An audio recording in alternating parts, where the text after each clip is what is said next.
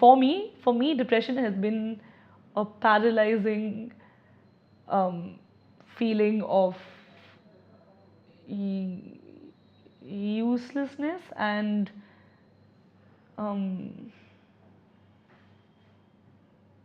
and unhappiness. And I don't know how to define that unhappiness, because you don't really know what you're depressed about, but you're crying all the time. So you're deeply unhappy, but you don't know about what. And that's why Vipassana really helped me try to, like, when it makes, so now I cry less. Like, I don't give in to the whole, I can't, it hurts me, but like, let's just cry it out. I really I consciously try not to cry as much, because when you stop reacting to something, so when your reactions are feeding it. So by not reacting to it, I feel like I'm feeding it less, and the pain is still there. So that's why I say paralyzing, because whatever the cause, whatever depression is, it sort of it doesn't, it hurts, it overwhelms you, and it causes you pain that interferes with everything else in your life. It's physical and emotional and mental. It's both, because sometimes your body doesn't want, like, it hurts to get up. It just hurts. All you want to do is, and you can't function once you're up. Like, I would say, like, the times I didn't want to, like, bathe or have a shower for days, I would go to the bathroom, and I would be so exhausted. Like, my body just say, you can't, I can't do it, I can't do it. It's just so tired. All I could do was just kind of just waddle back to bed and then sleep, and then you wake up and you're again in pain, because everything hurts, like your muscles hurt, you need to move, you need to do something, but you can't.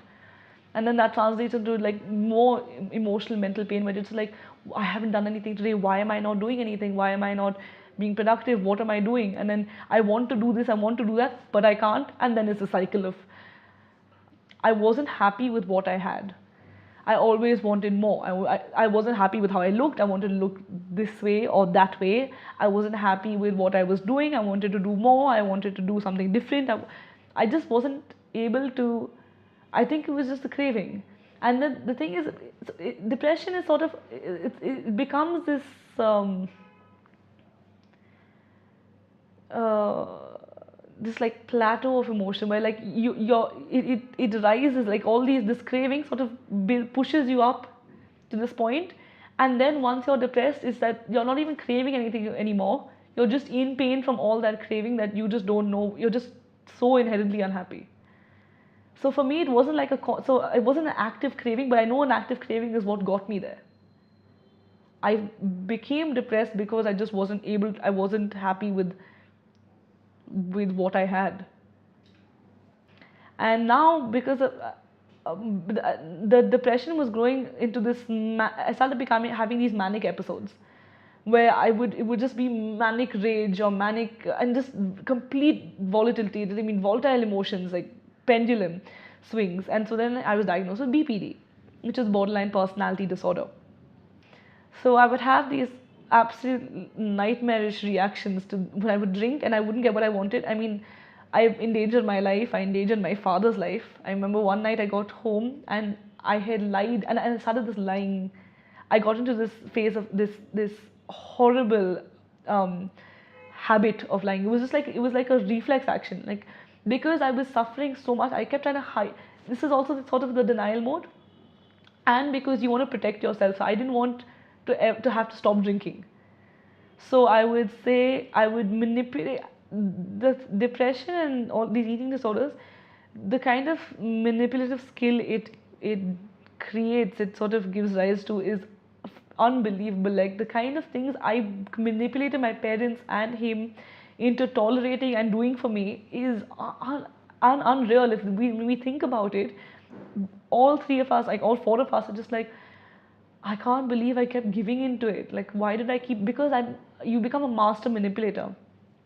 So I would convince him that, I'm not drinking. I'm not drinking this time, and I would drink, and I would catastrophically, screw up, and I would manipulate him into forgiveness, and I would do it again and again and again and again, until you push people to this breaking point, and you will destroy relationships and friendships. And I'm so grateful that I haven't destroyed that he's still in my life, and he's still a huge part of my life.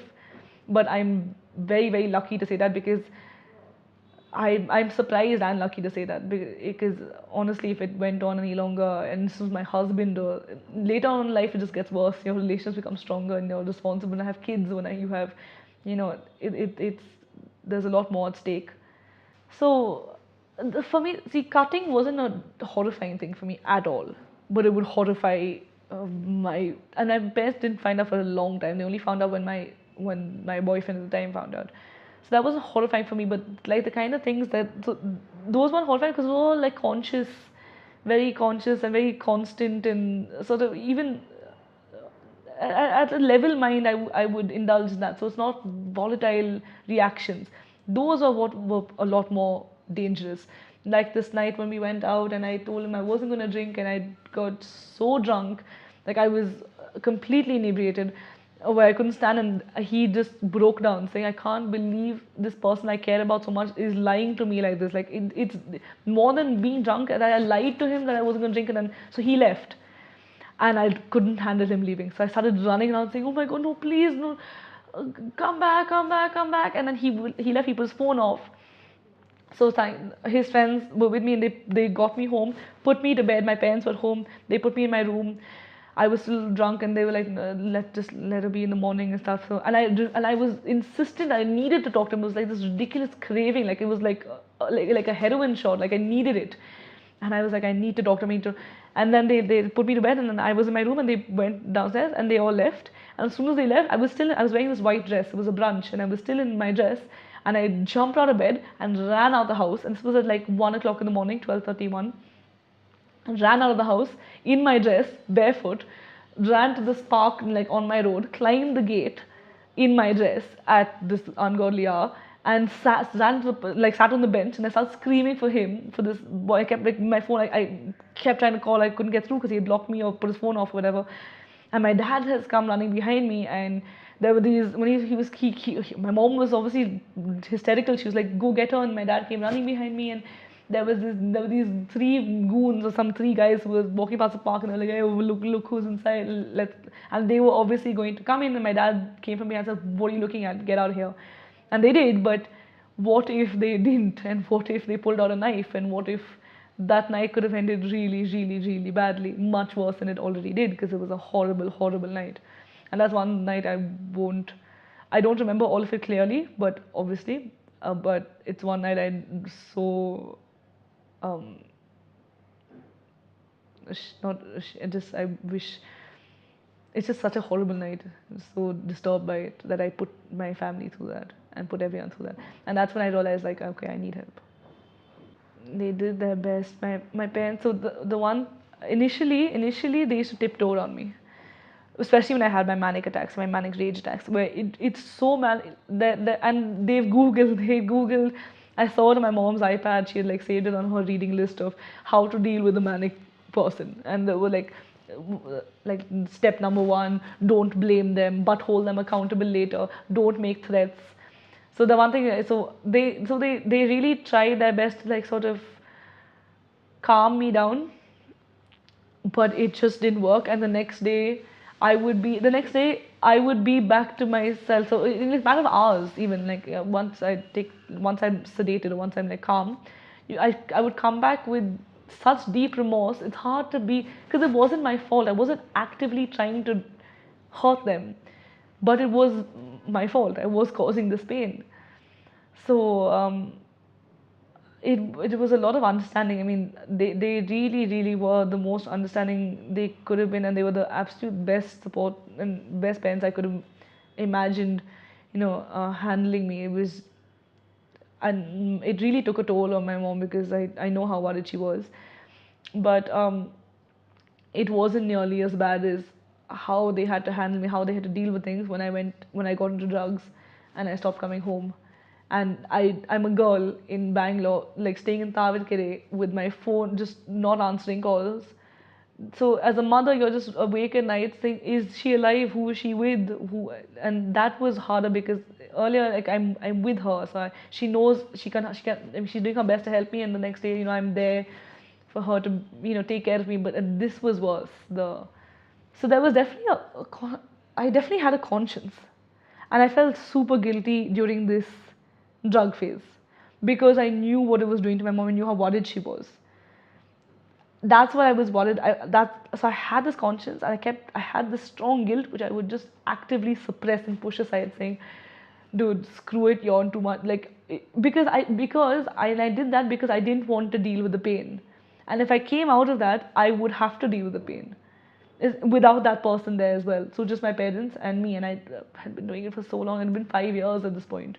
Well, I just couldn't do it anymore, and I just didn't want to do it anymore. So I just said, "Screw it, just put it out of your head. It's fine. It's this college life." I used to feed myself these, you know, uh,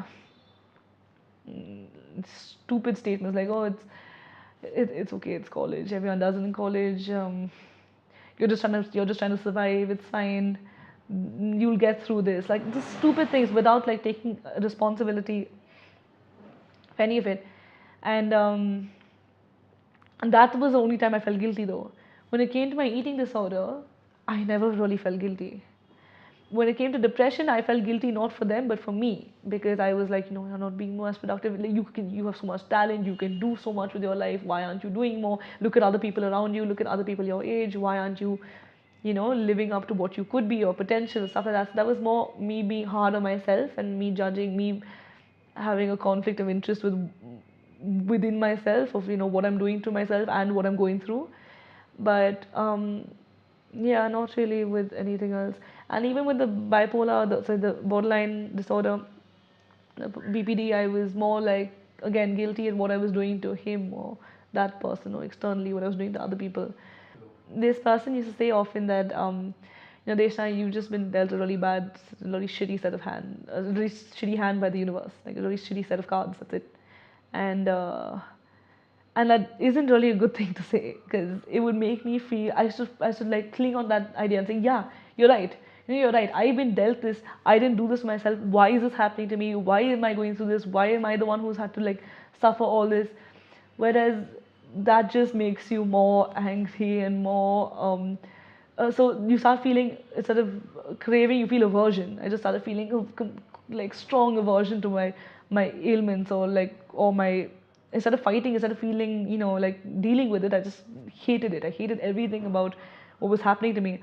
Whereas Vipassana teaches you that over a period of time, once you go through the course, you start realizing that earlier would be like a 0% of blame, 100% blame. Then it becomes more like a, okay, 50% blame, 50%. And then now it's a point where it's just like 100% blame, 0%. Like, you can't blame everything around you, because you're never gonna, nothing can make you better but you.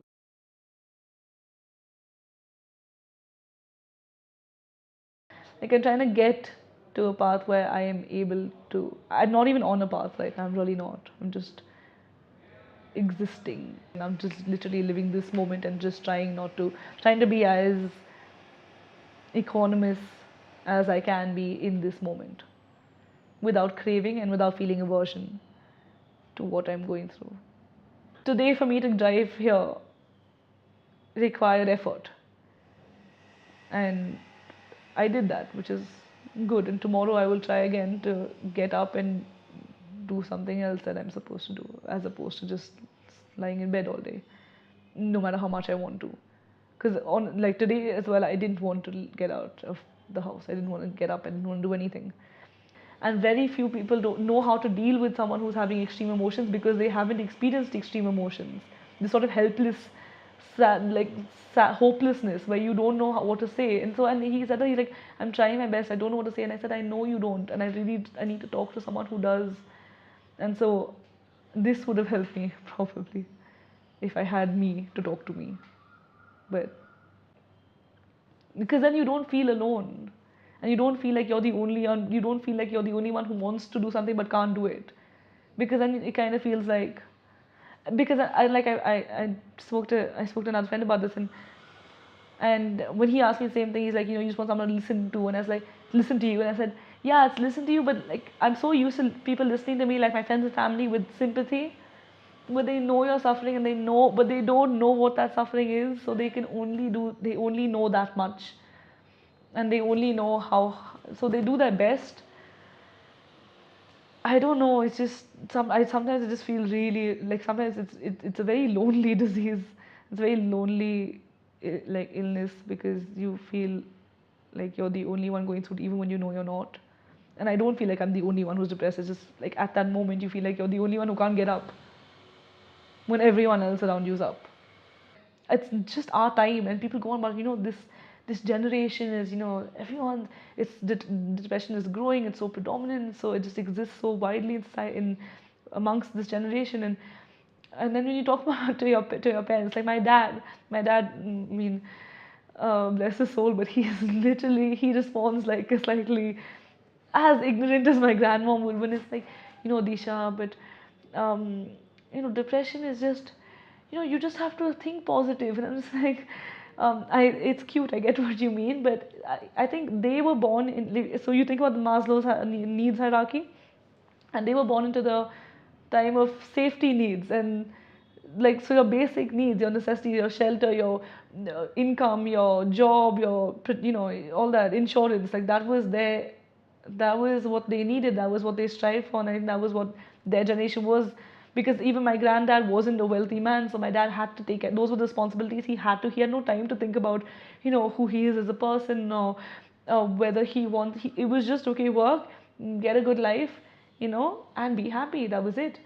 And now I feel like we've entered this the sort of self-esteem, self-recognition level of the pyramid, where we've been born into security.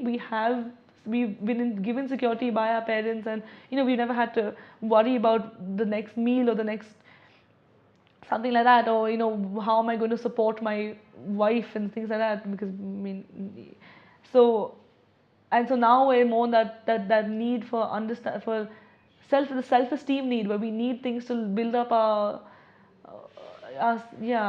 self-esteem, and our, not, I would want to say ego, but to build our how we think of ourselves.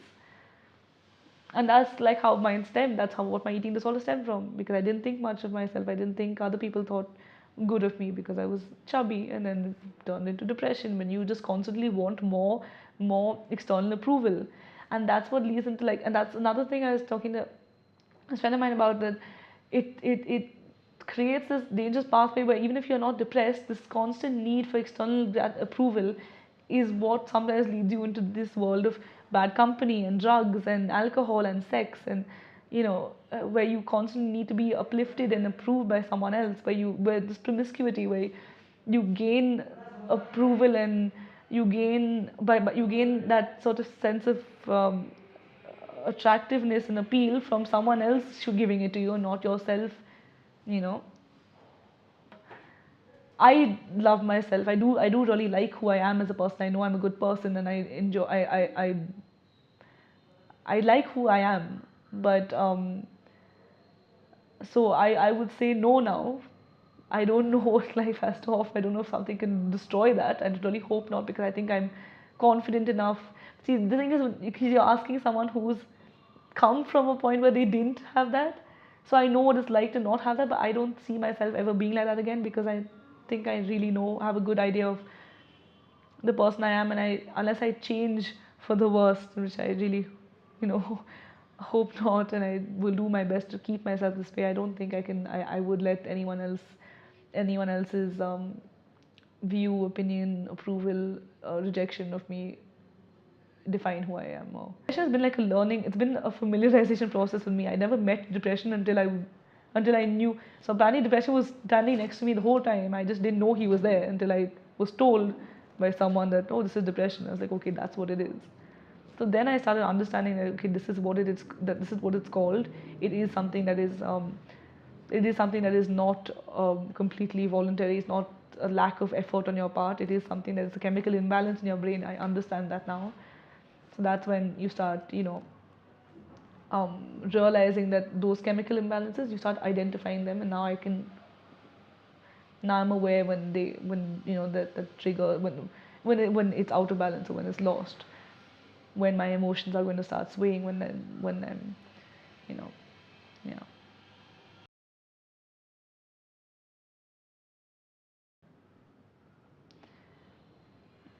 The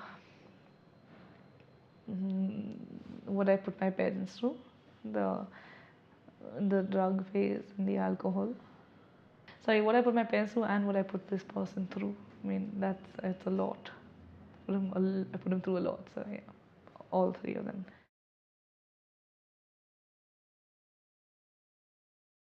Oh, when I started therapy and I started understanding more about my disorders and I started understanding more about eating disorders and what anorexia and bulimia is, I started becoming like more brave about them. And then I remember that seminar in Aditi. In Aditi, we had this literary seminar, this literature seminar once a year, which was always done by like the 12th graders or the 11th graders, I think. I think it was the 12th graders. Um, so there was one presentation where so every group explores like a different topic. So like one group did like eunuchs and one group did, I don't know, fast food, and one group did and eating disorders. And so they were doing this thing on eating disorders and focusing on models and fashion and eating disorders within the fashion industry. So while they were talking about, how so they weren't talking about eating disorders as, being as afflicting the general population. It was about, so many models have eating disorders because of body image issues and all that stuff like that, and because of this pressure of being this size 0, the size 2, and you have to do that. So that's why they have these pressures. And there was a boy in, so then it became, and then after the presentation, it's open to like audience debate. And there were some people who were saying like, but I feel like bad for them, but they should just be like smarter about it. And I get that like everything is every size is beautiful. And then one guy said, this junior of ours said, no, but I don't see why everyone's being like so sympathetic. Like I don't know why everyone's making such a big deal of it. If it's their choice, if they make that choice to starve themselves, then like why should I be sympathetic about it? They should just exercise.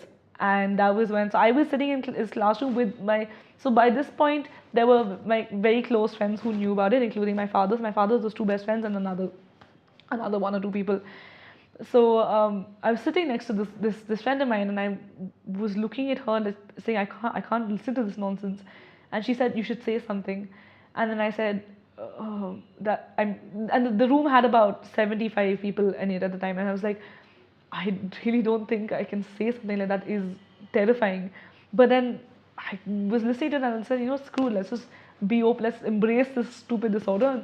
And I got up and said, I'm sorry, but I interrupted, basically I stood up and I interrupted him and I said, I've been personally suffering with an eating disorder for 2 years now, and that is a really ignorant statement to make. And I went on about just, it's not a choice, it's not something we want to do, it's not something I want to do to myself. And then I sat down. So that on sitting down, I just basically told my entire school, or my entire like high school, that I had an eating disorder. So by this point is when I was already trying to come out of it, because I'd accepted that I had a disorder, and I accepted that it was a problem I was fighting. And so at that point I had the support, and I had already had, and my principal knew about it, my boyfriend knew about it, my friends knew about it. So then that made all that support kind of made it easier for me to feel like, okay, just stop starving. Like I remember this boy came to me later and said, I'm sorry if I didn't mean to insult you, I'm sorry if I hurt you. And I was like, no, you didn't hurt me, but just it's a very uninformed statement, which is not your fault, because majority of people are majority people do have the same ignorant outlook that you did. Before I had an eating disorder, I would probably felt the same way, that it's so stupid, why are you starving yourself, just eat, I mean exercise, do something healthy. I felt the same way. So I didn't blame anyone, but I never got blamed. That's just, I've been so lucky in dealing with in like the support I've been given when having to deal with with the different disorders and different like diagnoses that I've been given, because everyone around me I've never felt judged or put down or blamed or any of that. So now, when I wanted to come out of anorexia and bulimia, I didn't research it, because like I haven't really researched any of the things I've been suffering. But I was young, because I was still like 16, 17, till I was about through the time I was 20. And my mom gave me those chicken soup so I think this was chicken soup for the teenage soul or something. There were lots of stories about these girls who had eating disorders, because in the West it's a lot more people talk about, like, it's a lot more advertised almost, like, there are stories, there are publications, there are lots of published stories of girls who have been through eating disorders, or are going through eating disorders, as compared to here. I haven't really met it. I have, but I haven't spoken to anyone else about eating disorders, barring one friend anyway. So when I was so and then there were these online stories, like, someone, I think, after I told everyone about it, like, even my best friends would send me links about someone else who's, written in some, who shared their story and been published in some newsletter or some. So, like, I kept seeing these things, and then after, like, when I was on the internet, I found that there was this one sect, this one, like, group of people or girls who treated bulimia as a lifestyle, of, like, as uh, a laudable lifestyle, like, as something that should be appraised. And so they used to call it, sorry, it shocks me even when I think about it. It was it's called Mia.com, or I love Mia. I love Mia.com. That's the short form of bulimia. People say Mia, and it was filled with these girls who were encouraging each other to stay bulimic or to be bulimic, and like uplifting each other and giving each other encouragement, motivation, and saying, "Good job, Mia loves us. We love Mia. Mia's always there for you." That community has stemmed from those initial effects that I got from an eating disorder as well, where I felt great about myself before all the other crap, you know, burst open. So, but in the fashion industry, it also is a very accepted way of life. It's not really encouraged, but it is very accepted because of the kind of pressure that comes with that industry, that comes with the models of that industry. I mean, it's high pressure, it's high judgment, it is high expectation. So that is a very disturbing. And it's troubling to think of how a disorder that's so severe, extreme, that's so damaging and can be so destructive, health-wise, career-wise, just can shatter your life, is something that is still on the boundary of actually being considered some something that needs to be treated. It's on the boundary of being treated and on the boundary of being praised, and that really doesn't make sense, but it is.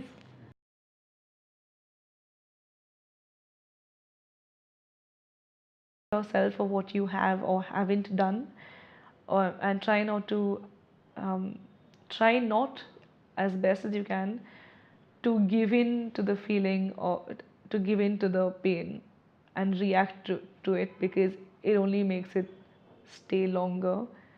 When you cry, like, I found, when I cry and cry and cry and, like, give in to it, especially when I'm crying alone and there's no one to cry to, it just sort of lasts, the effects of that cry last longer, and I feel that pain for longer, as opposed to when I try not to react to it and observe it and wait till I don't need to cry anymore. So, yeah, just try your best not to feel blame and aversion, but just accept that it's there now, but without giving into it and saying, this is my life. Don't identify yourself with it, because I have come out of it once. So